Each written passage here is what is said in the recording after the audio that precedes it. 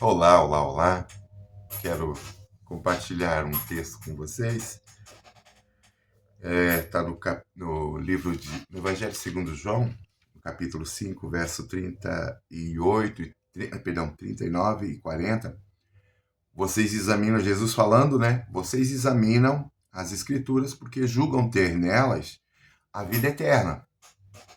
E são elas, as Escrituras, que testificam de mim. Contudo, vocês não querem vir a mim para ter vida. Jesus está falando aqui com os judeus do seu período, né? Ele está admoestando eles eram, principalmente os fariseus, eles eram extremamente religiosos, eram extremamente cuidadores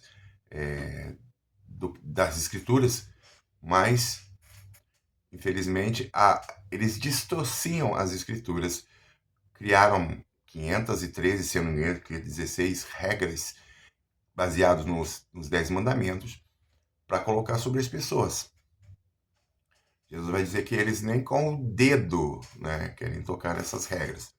Mas a religião construída pelo homem, a religião que o homem pode pegar e pega, né, a coisa mais linda e maravilhosa, que é o evangelho, que é a pessoa de Jesus Cristo, que é a revelação de Deus, a palavra, a Bíblia, a revelação de Deus, a revelação da realidade de Deus, a revelação de quem é Deus, a revelação do plano de Deus para as nossas vidas, e a transforma em religião. Transforma num modo de fazer as coisas sem Deus, dizendo que é para Deus. Por exemplo, você vê a teoria da prosperidade, é uma ideia que transforma Deus em seu empregado, onde você faz certos ritos ou faz certas ofertas e Deus vai te recompensar por isso. Uma barganha com Deus que foge totalmente àquilo que as Escrituras estão relatando. Não existe barganha com Deus. Não existe barganha com Deus. Deus é gracioso. Deus nos dá as coisas porque Ele quis, porque Ele ama, porque é uma característica em Deus amar-nos. Não baseado no que nós fazemos, não baseado em quem nós somos, mas baseado no seu amor, na sua graça, na sua vontade livre. Então Deus opta por nos amar, apesar de nós, dizia um pastor amigo meu. Então, assim, transformam em religião tudo o que é graça. A graça é o ato de Deus nos dar aquilo que nós não merecemos. Não buscávamos, não nos interessávamos. O homem, desde o seu nascimento, ele não se interessa por Deus. Ele se interessa única e exclusivamente pela satisfação dos seus desejos, das suas vontades, dos seus planos, dos seus sonhos.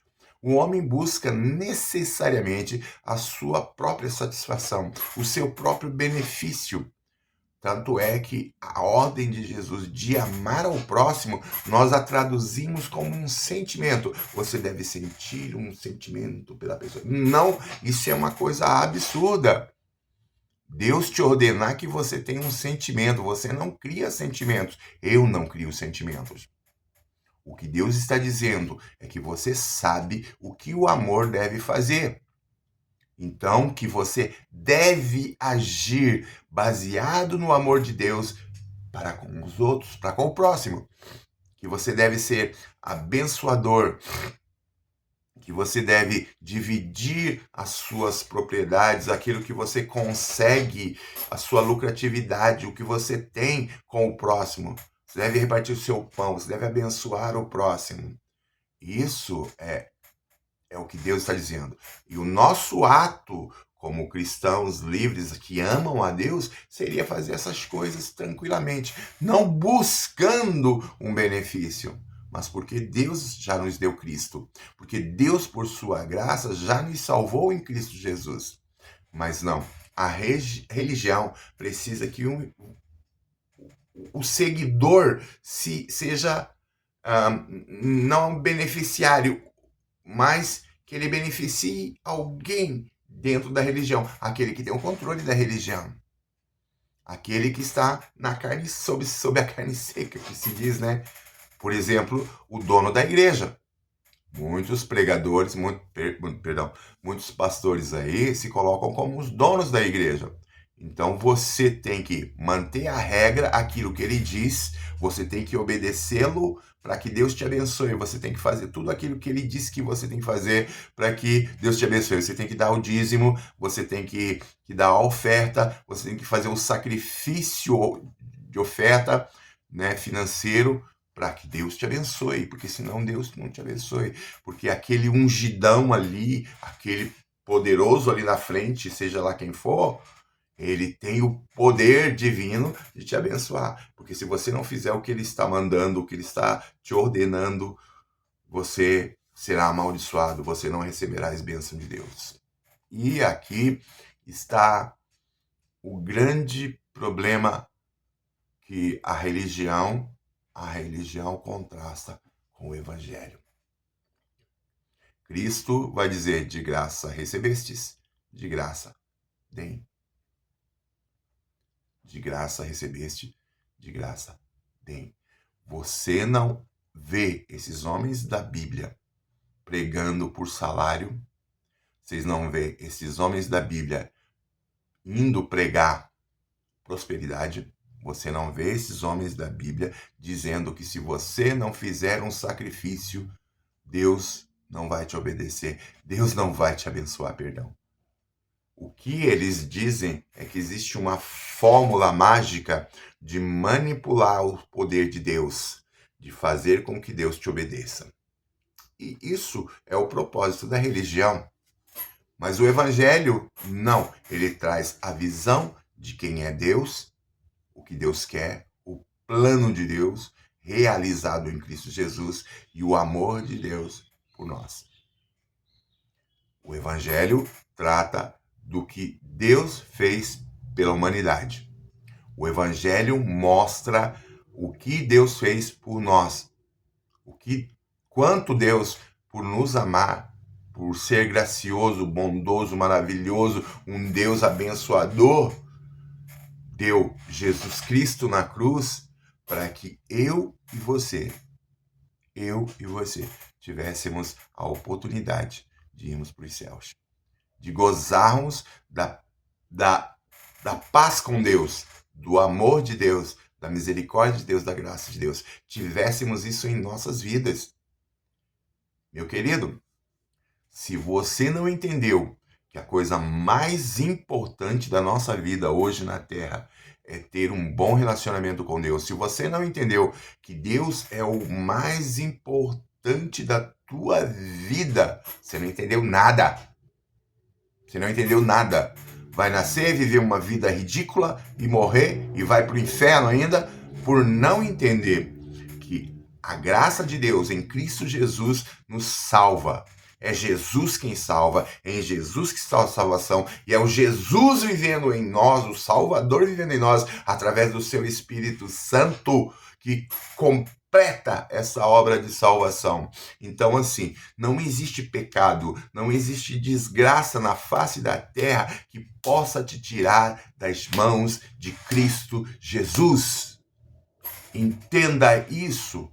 Se você está em Cristo, se você é de Cristo, não existe poder natural, sobrenatural, no inferno ou no céu que te tire da mão de Cristo. É isso que você tem que entender. Essa bobajada que você está ouvindo aí pela televisão, pelas mídias, desses falsos pregadores de Deus, desses falsos seguidores de Cristo, é um absurdo, é mentira.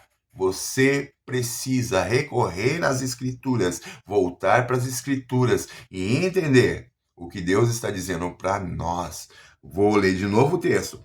Vocês examinam as Escrituras porque julgam ter nelas a vida eterna, e são elas mesmas que testificam de mim. Estas Escrituras, o Antigo Testamento, o Novo Testamento, dão testemunho de Jesus. Jesus é o centro de tudo isso. Jesus é o alvo, o motivo e o centro da existência humana. E é ao negarmos isto a Deus, esse direito que ele tem, que nós estamos cometendo os nossos piores absurdos. Jesus disse assim que o Espírito Santo viria para convencer o homem do pecado, da justiça e do juízo. E aí ele completa, do pecado, porque não crê em mim. Não crê em mim, em Jesus Cristo. Ou nós entregamos e entendemos que Jesus Cristo é o centro de tudo que Deus tinha para nos revelar, conforme está em Hebreus capítulo 1, os primeiros versos. Se você não entender que Jesus Cristo é o motivo de todos os 66 livros que você tem nas Escrituras, que Jesus Cristo é o motivo da existência da igreja na face da terra, que Jesus Cristo é o motivo da sua salvação, você não tem nada com Deus. É simples assim. O Evangelho é Cristo. A salvação é Cristo, o Salvador é Cristo. Quem garante a salvação é Cristo em nós e operando em nós e através de nós.